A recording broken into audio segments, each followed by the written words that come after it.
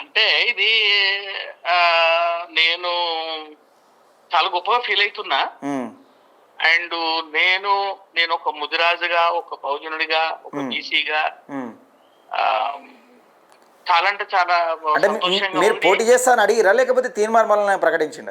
ఇంతవరకు పార్టీ పెట్టి ఇన్ని రోజులు అవుతున్నా కానీ కనీసం. నేను ఉమ్. తీన్మార్ మల్లన్న గారికి ఏ డిమాండ్లతోటి జాయిన్ కాలేదు. నాకు ఎప్పుడు డిమాండ్లు ఉండవు. రైట్, నమస్తే, వెల్కమ్ టు అవర్ ఛానల్. నేను మీ Venkatesh, welcome to our channel. Telangana రాష్ట్ర వ్యాప్తంగా తీన్మార్ మల్లన్న పర్యటన చేస్తూ ఉన్నాడు వివిధ జిల్లాలలో. ఆ మొత్తానికి భువనగిరి సభ తర్వాత తెలంగాణ రాష్ట్ర రాజకీయాల్లో మార్పు మొదలైంది. బీసీలు అంటే బీఫామ్లు అడుక్కునే బిచ్చగాలు కాదు, బీఫామ్లు ఇచ్చేవాళ్ళు.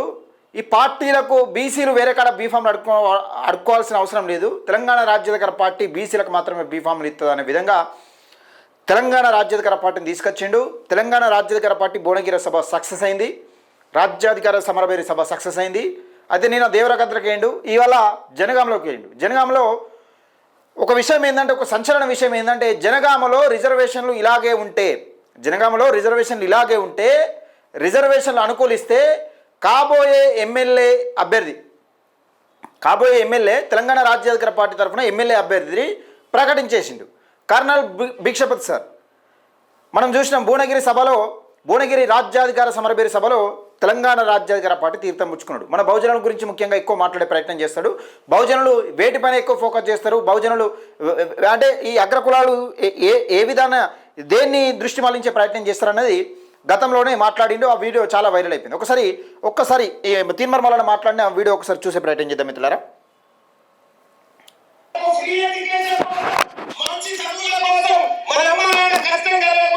మంచి జీవితాన్ని ఇవ్వడం కోసం ఇదిగో భిక్షపతి గారు ఉన్నారమ్మా ఇక్కడ. ఒకసారి గట్టిగా చెప్పడం ద్వారా మన డాక్టర్ భిక్షపతి గారి వాళ్లకు ఈ జనగామ జిల్లా ఇన్ఛార్జిగా నియామకం చేయడం జరుగుతా ఉంది. ఈ జనగామ నియోజకవర్గానికి రేపొద్దుగాల ఎటువంటి రిజర్వేషన్ ఆటంకం రాకుండా పోతే ఈ జనగామకు భిక్షపతి గారిని ఎమ్మెల్యే అభ్యర్థిగా ప్రకటిస్తా ఉన్నాం. ఈ వేదిక నుంచి అని చెప్పి మీ అందరికి తెలియజేస్తా ఉన్నాం సోదరులారా. ఎక్కడి నుంచి వచ్చిండు? ఆర్మీలో బార్డర్ లో 20 ఏళ్ల పాటు సైనిక దేశానికి సేవ చేసి వచ్చినటువంటి బిడ్డ. విద్యను వ్యాపారం చేసుకొని అమ్ముకుంటున్న వాళ్ళు మా బిడ్డలకు చదువు ఫ్రీగా దక్కాలని చెప్పి వచ్చినటువంటి బిడ్డ మీ డాక్టర్ సాబు ఈయననే. జనగామ జిల్లాకు జనగామ నియోజకవర్గానికి కాబోయే ఎమ్మెల్యే భిక్షపతమ్మ. గట్టిగా చెప్పండి, భిక్షపతమ్మని. రైట్, మొత్తానికైతే తెలంగాణ రాజ్యాధికార పార్టీ నుంచి మొదటి ఎమ్మెల్యే అభ్యర్థిని క్యాండిడేట్ను మొత్తానికైతే ప్రజలకు పరిచయం చేసినట్టుగా కనబడతా ఉంది. బీఫామ్ అయితే కంపల్సరిగా రిజర్వేషన్లు అనుకూలిస్తే బీఫాము భిక్షపతన్నకు ఇచ్చే ప్రయత్నం చేస్తా ఉన్నారని మొదటి అభ్యర్థిని ప్రకటించినట్టుగా తెలుస్తూ ఉంది. ఒకసారి భిక్షపతన్నతో మాట్లాడదు. హలో నమస్తే సార్. నమస్తే, లైవ్లో ఉన్నారు. ఏంది ఇవాళ మొట్టమొదటిది బీఫామ్ అనౌన్స్ చేసినట్టుండగా మీకే ఎట్లా ఉంది, ఎట్లా అనిపిస్తుంది? అంటే ఇది నేను చాలా గొప్పగా ఫీల్ అవుతున్నా. అండ్ నేను ఒక ముదిరాజుగా, ఒక బహుజనుడిగా, ఒక బీసీగా చాలా అంటే చాలా సంతోషంగా. మీరు పోటీ చేస్తా అని అడిగిరా లేకపోతే తీర్మార్ మల్లన్న ప్రకటించిండ? ఇంతవరకు పార్టీ పెట్టి ఇన్ని రోజులు అవుతున్నా కానీ కనీసం. నేను తీన్మార్ మల్లన్న గారికి ఏ డిమాండ్లతోటి జాయిన్ కాలేదు. నాకు ఎప్పుడు డిమాండ్లు ఉండవు. అంటే యువకులు కూడా చాలా మంది వచ్చారు, యువకులు మొత్తం మంది. ఒకనొక సందర్భంలో ఫంక్షన్ హాల్ సరిపోలే, మేము కొంత రిక్వెస్ట్ చేయాల్సి వచ్చింది, కొద్దిగా ఫంక్షన్ హాల్లో సరిపోతలేరని. సో అది మేము చాలా గొప్పగా ఆనందంగా, అంటే మా రాష్ట్ర నాయకుడు వచ్చినందుకు, యువత ఇంత ఆదరించినందుకు యువకులకు మేమందరం టీఆర్పీ తరఫున కృతజ్ఞతలు తెలుపుతూ, టీఆర్పీ తరఫున కృతజ్ఞతతో పాటుగా మేము వాళ్ళపైన ఒక బాధ్యత ఏంటంటే, తెలంగాణ చరిత్ర అనేది వాళ్ళు చదవాలి. తొలిమలి ఉద్యమాలే కావచ్చు, మన నైజాం పాలనే కావచ్చు, బీసీలకు జరిగే అన్యాయం కావచ్చు, ఎందుకంటే పాఠ్య పుస్తకాలలో ఉండవు కనుక. ఉంటే వాళ్ళు తెలుసుకుంటే వాళ్ళకి అర్థమైపోతుంది వాళ్ళకి జరిగిన అన్యాయం ఏంది. ఈ రోజు 5% ఉన్నటువంటి 2 వర్గాలు 95% పైన ఆధిపత్యం అనేది మళ్ళీ వాళ్ళకు రాజకీయ అవగాహన వాళ్ళకి కలగాలన్నదే మా ముఖ్య ఉద్దేశం. రెండోది ఏంటంటే ఇక్కడ యువతకు జరిగేటువంటి అంటే మన గవర్నమెంట్ సెక్టర్ లో ఎడ్యుకేషన్ ఇవ్వడం అనేది మేము ప్రమోట్ చేయాలనుకునేది మా పార్టీ యొక్క ఉద్దేశం కూడా అది. సో దాంట్లో ఎడ్యుకేషన్ గవర్నమెంట్ సెక్టర్ లో ఎటువంటి ఎడ్యుకేషన్ ప్రమాణాలు లేవు. ఇప్పుడు హాస్టల్కి వస్తే వారానికి ఒక గుడ్డు, నెలకు ఒక చికెన్, దీంతో పోషక పదార్థాలు సమృద్ధిగా ఉన్నాయి. ఒక స్కాలర్ ఒక ఏదైనా రీసెర్చ్ చేద్దామంటే ఒక bacteria also he can't grow, culture కూడా లేదు. అంటే ఇన్ గవర్నమెంట్ సెటప్ మనకు ఇప్పుడు ఫర్ ఎగ్జాంపుల్ కాకతీయ యూనివర్సిటీ ఉంది. కాకతీయ యూనివర్సిటీలో 400 మంది ఫ్యాకల్టీ ఉండాల్సింది 70 మందితో నడిపిస్తున్నారు. రెస్ట్ ఆఫ్ దెమ్ ఎక్కడ ఉన్నారంటే 330 మంది అవుట్ సోర్సింగ్. ఈ అవుట్ సోర్సింగ్ అనే దరిద్రంతో చూడండి అక్కడ వాళ్ళకు ఏం గౌరవం ఉంటుంది ఆ జాబ్ పైన. ఒక ప్రొఫెసర్ 2 లక్షల జీతం ఉంటుకుంటే అవుట్ సోర్సింగ్ 20,000 తీసుకుంటే 30,000 తీసుకుంటే ఈయన జాబ్ చేసిన ఆనందం ఉండదు, ఆ వృత్తి పైన ఒక అంకిత భావం కూడా ఉండదు. సో ఈ విధంగా ఏంటంటే పిల్లలకు మేము చెప్పేది ఏంటంటే ఇన్ని సమస్యలతో ఉన్నప్పుడు వాళ్ళు ప్రైవేట్ సెక్టర్ ను ప్రమోట్ చేయడానికి ఒకటి గవర్నమెంట్ డిఫాంక్ట్ చేస్తున్నారు. టీఆర్ఎస్ జరిగింది అదే, ఇప్పుడు కాంగ్రెస్ గవర్నమెంట్ కూడా అదే. స్కాలర్షిప్లు ఇవ్వరు, హౌస్ డాక్టర్లకు హౌస్ సర్జన్ లో ఫీజు డబ్బులు ఇవ్వాల్సింది వాళ్ళకి శాలరీ వాళ్ళకి ఇవ్వరు.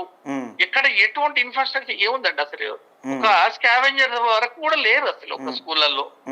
కొన్ని స్కూళ్ళల్లో టీచర్స్ దే ఆర్ కంట్రిబ్యూటింగ్ 100-200 రూపాయలు కంట్రిబ్యూట్ చేసుకుని they are paying towards the scavenger charges. ఇది కాదు కదా. సో ఇదంతా ఎక్కడ జరుగుతుందంటే వాళ్ళకు ఎక్కడైతే వెస్టెడ్ ఇంట్రెస్ట్ వాళ్ళు ఉంటారో ఆ వెస్టెడ్ ఇంట్రెస్ట్ సైడ్ వాళ్ళు గవర్నమెంట్ తర్వాత ఆర్థికంగా వనరులను వినియోగించడం తప్పితే ఎక్కడైతే ఇటువంటి విద్య కావచ్చు, వైద్యం కావచ్చు, వీళ్ళకి ఏం ఈల్డ్ ఉండదు కదా. సో వీళ్ళతోటి వీళ్ళది ఏంది, రూపాయి వేసి 100 రూపాయలు 1000 రూపాయలు రాయాలి, 2 పైసలు కొట్టాలి. ఈ విద్యకు వైద్యానికి వీళ్ళకి వస్తుంది. సో ఈ విధంగా బట్ వన్ వే యువత దగ్గర ఒక డిసప్పాయింట్మెంట్ వచ్చి ఒక రివల్యూషన్ వస్తున్న సంగతి. అంటే ఇప్పుడు మన తెలంగాణ రాజ్యాధికార పార్టీ సభకు ఆ పెద్ద ఎత్తున యువత తరలి రావడానికి కారణం ఏంటిది అసలు? మొత్తం యువతే కనబడుతున్నారు అక్కడ చూస్తే యువకులే కనబడుతున్నారు. ఏదో కాలేజ్ స్టూడెంట్స్ అంటే మామూలుగా కాలేజ్ లా ఎట్లా కూర్చుంటారు లైన్ కొద్ది అట్లా కూర్చున్నట్టు అనిపిస్తుంది. అంత డిసిప్లిన్ గా ఆయన మాట్లాడుతుంటే బహుశా కొంతసేపు మాట్లాడేయాలి, వాళ్ళ ఆనందం అది. వాళ్ళు ఆనందం అది ఆయన పైన ఉన్నట్టు అభిమానం, యువతకు ఉన్నటువంటి అభిమానం, ఆనందం, గౌరవం వాళ్ళు కోరుకుంటున్నారు సార్. అక్కడ కొత్తదనాన్ని కోరుకుంటున్నారు. ఎవరు వాళ్ళ కొరకు తిప్పలబడుతున్న సంగతి తెలుస్తుంది కదా. ఈయన ఎప్పుడు చూసినా గానీ మనకు సెక్యూరిటీ మనకు దీంట్లో మనకు పిల్లల స్కాలర్షిప్స్ గురించి, ట్యూషన్ ఫీజు గురించి, విద్యా ప్రమాణాల గురించి, బీసీ బడ్జెట్ల గురించి, విద్యా బడ్జెట్ గురించి ఇవే మాట్లాడుతున్నారు. ఎవరు వాళ్ళ కొరకు మాట్లాడుతున్న సంగతి ఈ రోజు social media is very active కదా. And everybody majority are educateds in Telangana ఇప్పుడు. సో అందుకని వాళ్ళకి నచ్చింది నాయకుడు, ఇటువంటి నాయకుడు వస్తున్నాను. బహుశానే బయట కూడా పోలేకపోయింది కొంతసేపు, టూ మచ్ బిజీ, అంత ఇట్ వాజ్ ఓవర్ క్రౌడెడ్.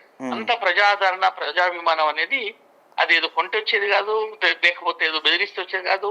అది జస్ట్ పిలుపుతోటి తెలిస్తే వచ్చినటువంటి కదలిక సరే. రైట్. మొత్తానికి తెలంగాణ రాష్ట్ర వ్యాప్తంగా తెలంగాణ రాజ్యాధికార పార్టీ ఏర్పాటు చేసినప్పటి నుంచి ఇప్పటి వరకు కూడా ఏ ఎమ్మెల్యే అభ్యర్థిని అంటే నా తరఫున, నా పార్టీ తరఫున గిన ఎమ్మెల్యేగా నిల్చుండబెడతా అని ఇంతవరకు ఎప్పుడు కూడా అనౌన్స్మెంట్ చేయలేదు. ఎక్కడ కూడా అంత పెద్ద భువనగిరి సభ జరిగింది, అక్కడ కూడా మా అభ్యర్థి గీన అని ఎవరిని కూడా అనౌన్స్మెంట్ చేసే ప్రయత్నం చేయలేదు. అక్కడ అసలు ఎమ్మెల్యే అభ్యర్థుల విషయమే రాలే. కానీ ఇక్కడ జనగామకు వచ్చి మీ పేరును అనౌన్స్మెంట్ చేయడాన్ని ఎట్లా చూస్తున్నారు మీరు? అంటే మీరు అనుకున్నారా ఇట్లా చేస్తారని అనుకున్నారా? లేదు, అటువంటిది ఊహ కూడా అందని ఆలోచన అది. నేను ఎప్పుడు ఆయనకు నేను మళ్ళీ చెప్పేది అదేనంటు, నాకు ఒక నాయకుడు, బీసీ నాయకుడు, ఒక సోదరుడు, ఆయనతోటి ఒక సైనికుడి లాగా ఉండి ఒక సగటు కార్యకర్తగా ఉండాలన్న కోరిక మాత్రమే. భావజాలాన్ని, బీసీ భావజాలాన్ని సమాజంలో తీయడమే. ఏమంటున్నా ఇప్పుడు రెడ్డి రావులు కూడా ఎవరో మెత్తు గొడవలు కానీ అట్లా కాదు. ఏంటి అంటే రాజకీయంలో మనం కూడా ముందుకు పోవాలనేటువంటి ఒక అవగాహన కొరకే మేము ముందుకెళ్తున్నాం. సో ఈ రోజు ఆకస్మికంగా సార్ మమ్మల్ని ఇంత పెద్ద బాధ్యత ఇవ్వటం వల్ల వాస్తవంగా చెప్తా నాకు ఆనంద బాష్పాలే. And I felt even as a soldier also నేను ఎన్నో అంటే ఒక బాధ్యత పెరిగింది. ఇప్పుడు అనౌన్స్మెంట్ చేయడం వల్ల ఇంకా మీకు బాధ్యత పెరిగింది, మీకు భారం పెరిగింది. అదే సార్ నేను చెప్పేది. ఇప్పుడు నేను ఎన్నో పలు యుద్ధాలు చేసిన వ్యక్తిని, పలు హత్యార్లు కాల్చిన వ్యక్తిని.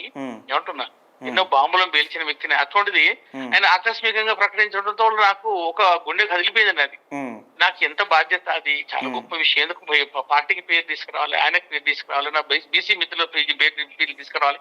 బట్ ఎక్కడో ఒక ధైర్యం ఒకటి ఏంటంటే, బహుశా నా బీసీ మిత్రులు కావచ్చు, మిగతా మిత్రులు కావచ్చు, నేను ఎవరి శత్రువుని కాదు, అందరికి దగ్గర అందరికి సేవ చేసిన వ్యక్తిని కనుక బహుశా ఆదరిస్తారని నాకు పెద్ద కోరిక. రెండోది ఏంటంటే, మీ ద్వారా ఒక చిన్న రిక్వెస్ట్ మా ముదిరాజు వర్గాలకి.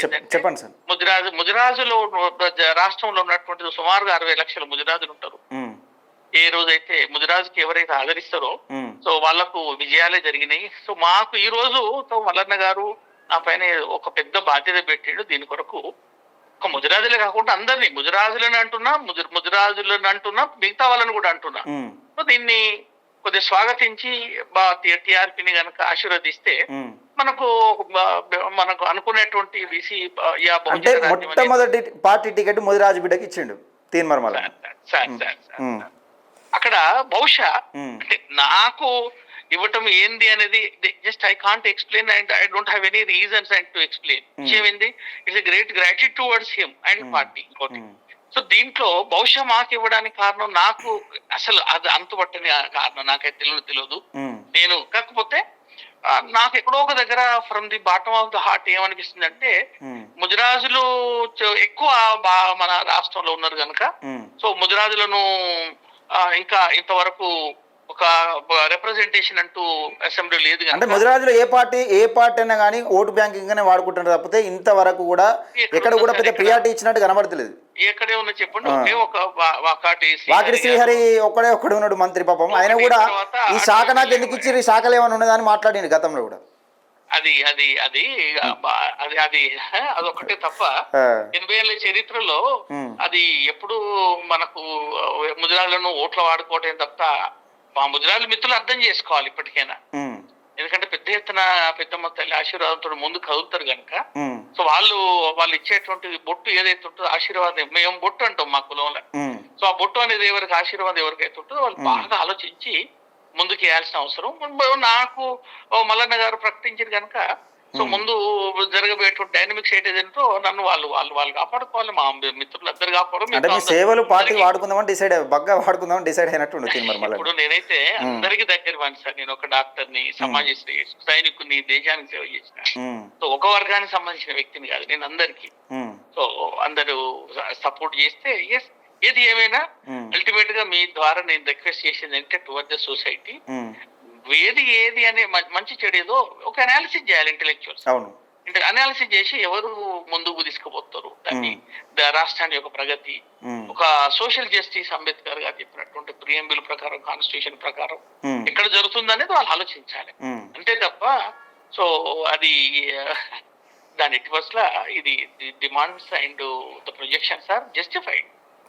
Okay thank you sir, congratulations. Anyway మొత్తానికైతే తెలంగాణ రాష్ట్ర వ్యాప్తంగా సంచలనం చెప్తున్న తెలంగాణ రాజ్యాధికార పార్టీ బీసీల హక్కుల గురించి పెట్టిన పార్టీలో మొట్టమొదటి అంటే రిజర్వేషన్లు అనుకూలిస్తే మొట్టమొదటి బీఫామ్ అందుకునేది జనగామ జిల్లా నుంచి కర్నల్ భిక్షపతి గారని గర్వంగా చెప్పుకోవచ్చు అన్నట్టు. ఇప్పుడు